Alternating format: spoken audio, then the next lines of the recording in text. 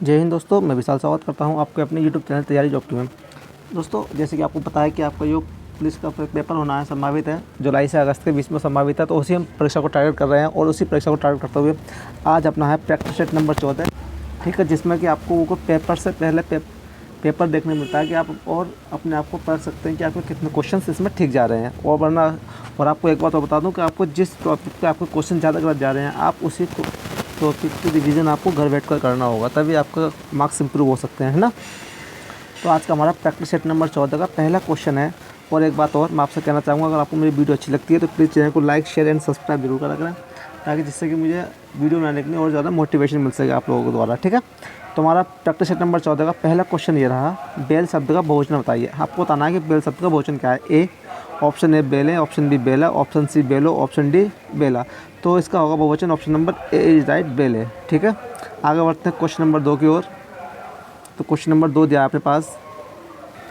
Question number 2 है अपने पास, अर्थालंकार का एक प्रकार है कि आपको बताना है, 4 ऑप्शन दिए हैं इसमें से कौन सा आपका अर्थालंकार है। ऑप्शन है हमारे ए अतिशयोक्ति, बी यमक, सी श्लेष, डी अनुप्रास।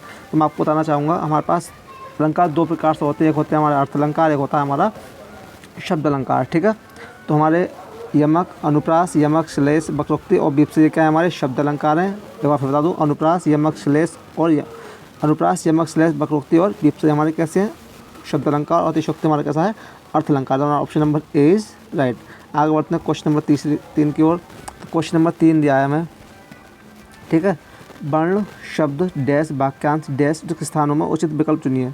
आपको बताना है कि ये खाली स्थान है पर क्या आएगा। ए पद वाक्य, बी पदांश पद, सी वाक्य पदांश, डी शब्दांश पदांश।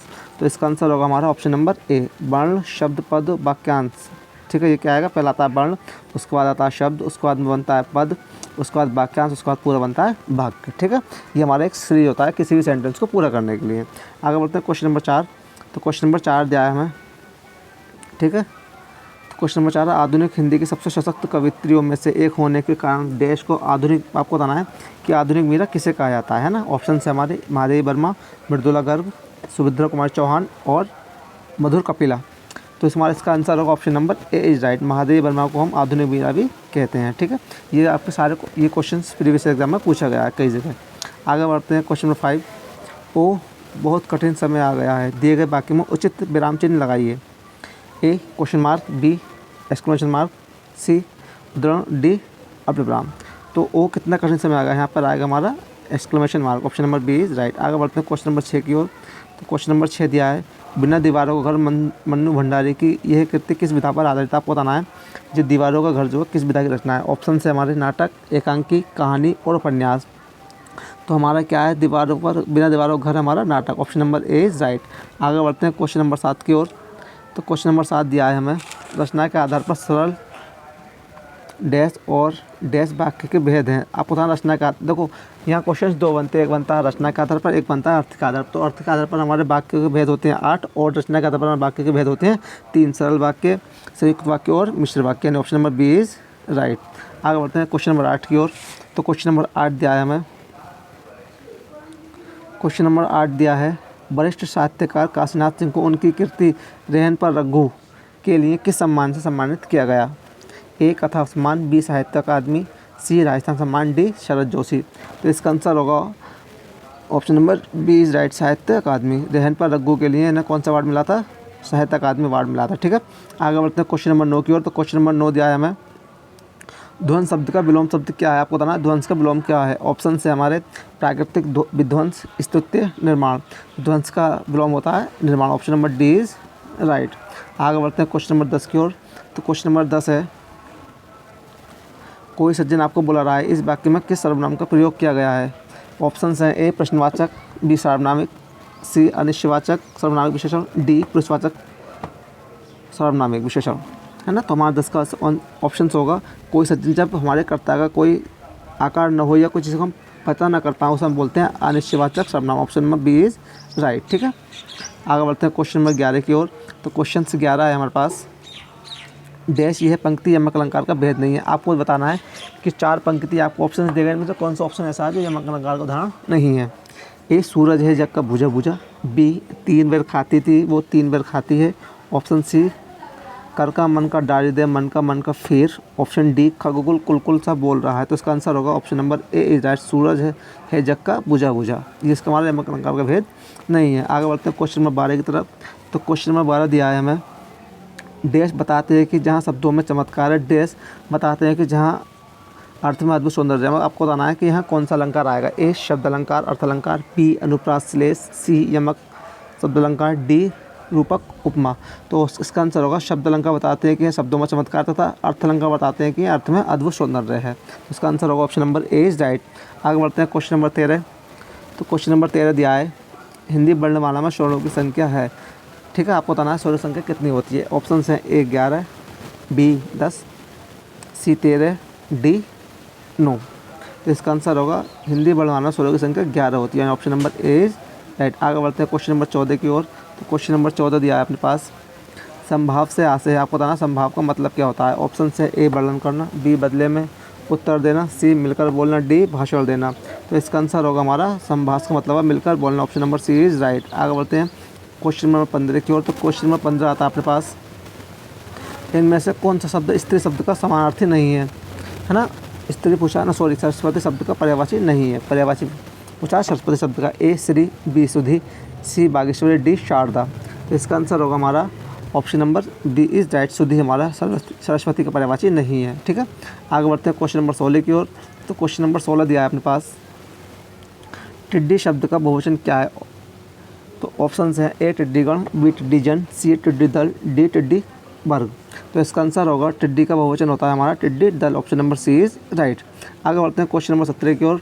तो क्वेश्चन नंबर 17 दिया अपने पास, कौन सा शब्द रक्त का समानार्थी शब्द प्रकट नहीं करता। आपको बताना है कि रक्त का पर्यायवाची कौन सा नहीं है। ए रुधिर, बी शोणित, सी लघु, डी रिपु।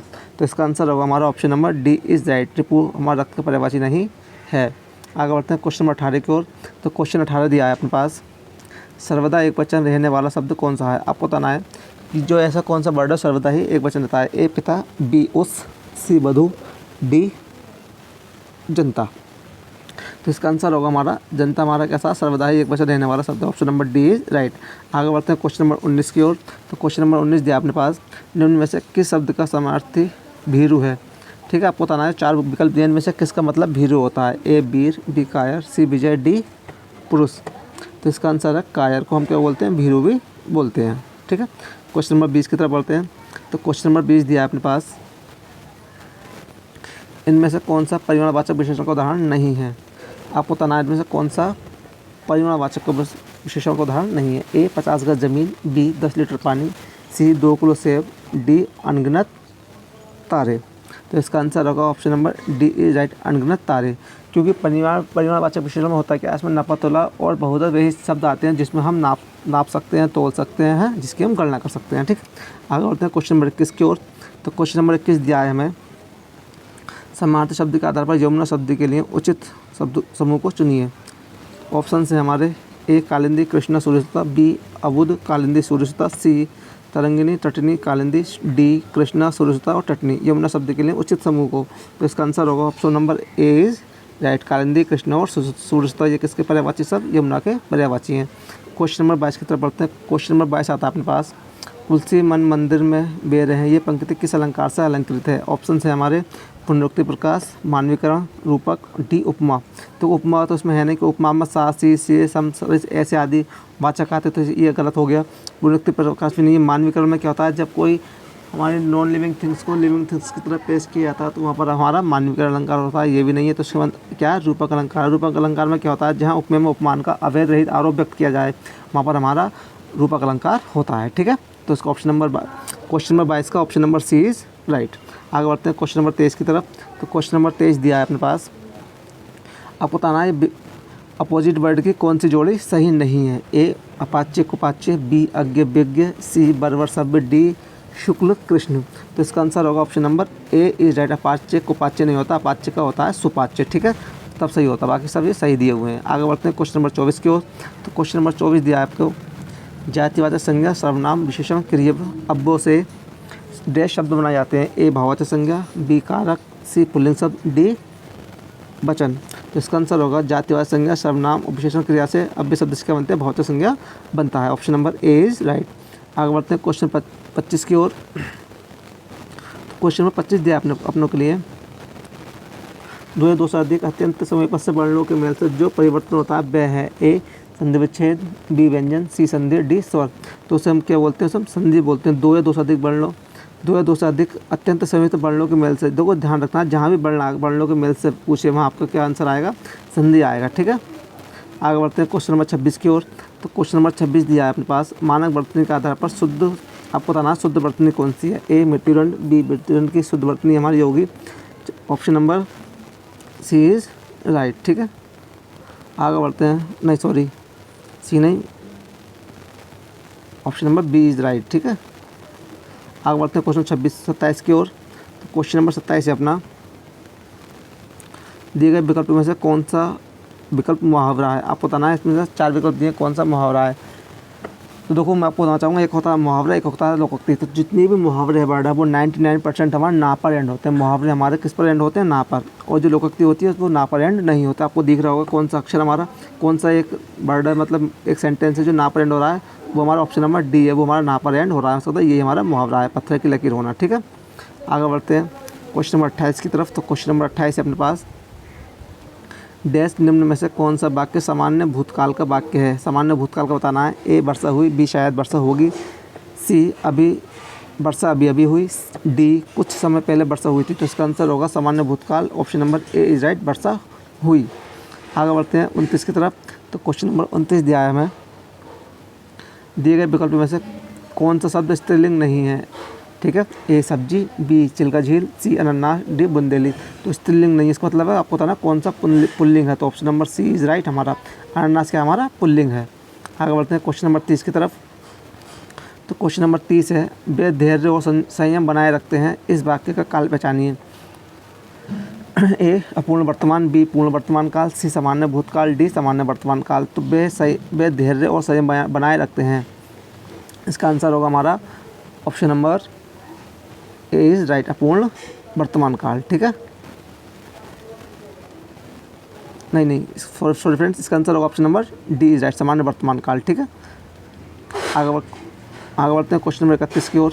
तो क्वेश्चन नंबर 31 दिया है हमें, वीर शब्द का स्त्रीलिंग क्या है। ऑप्शन है हमारे वीरांगना, बलवती, सामग्री और कर्त्री। देखो बलवती का होगा बलवान, सामग्री का होगा सम्राट, और कर्ती का होगा कर्ता, ठीक है। और वही बात कर रहे हैं वीर की, तो वीर का स्त्रीलिंग होगा वीरांगना, ठीक है। वही बात करते हैं क्वेश्चन नंबर 32 की ओर।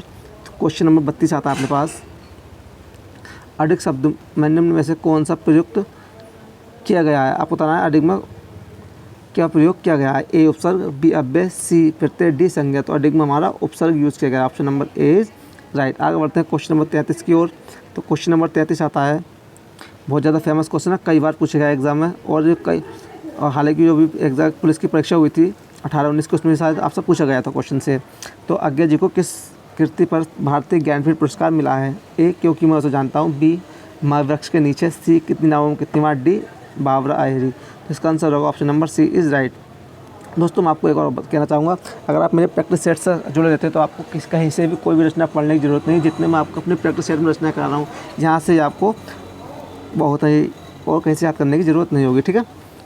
अगला है क्वेश्चन नंबर 34, हिंदी की उत्पत्ति किस अपभ्रंश से मानी जाती है। ए शोर श्रेणी, बी मागधी, सी ब्रज, डी बाचड़। तो हिंदी की उत्पत्ति जो मानी जाती है वो शोर श्रेणी से मानी जाती है, लेकिन कहीं कहीं आपको ऑप्शन नंबर बी यानी माधवी भी देखने मिलेगा। तो हम अगर आपका दोनों क्वेश्चन साथ आते हैं, ये मैं आपको बताना चाहूँगा, ये यूपीएससी का आया वो क्वेश्चन है, तो इसमें जो आयोग ने आंसर माना है वो ए माना है, लेकिन जो पहले आंसर किया है तो उसमें मागधी दिया गया था, ठीक है। तो जो ऑफिशियल आंसर की आई थी आयोग की, तो उसमें क्या माना गया, शोर श्रेणी माना गया। तो उसका आंसर हम मानेंगे शोर श्रेणी, option number A is right. आगे बढ़ते हैं क्वेश्चन नंबर 35 की ओर। तो क्वेश्चन नंबर 35 दिया है, आँख खोली देखो तो ना डैश है ना डैश, कभी देव की इस पंक्ति को रिक्त स्थान की पूरी करनी है आपको। हमारे ऑप्शन है ए साहिब मुसाहिब, बी मदन महिब, सी भगत भगवान, डी घन घनश्याम। तो इसका आंसर होगा option number D is right, घन घनश्याम। आँख खोली देखो तो ना घन है ना घनश्याम। तो हमारा आंसर क्या होगा, ऑप्शन नंबर डी। आगे बढ़ते हैं क्वेश्चन नंबर 36 को, आज का सेकंड लास्ट क्वेश्चन, भवानी शब्द का पुल्लिंग शब्द क्या है। आपको बताना है भवानी शब्द का पुल्लिंग क्या होगा। ए भवानी, बी भगवान, सी भगवती, डी भव। भवानी शब्द का पुल्लिंग होगा, option number B is right, यानी क्या होगा, भव होगा। ठीक है, आज का लास्ट क्वेश्चन हमारे सब क्या पूछा है, संधि के 3 वेद होते हैं, स्वर संधि, डैश संधि और डैश संधि, मतलब आपको बताना है वहाँ कौन कौन से होते हैं।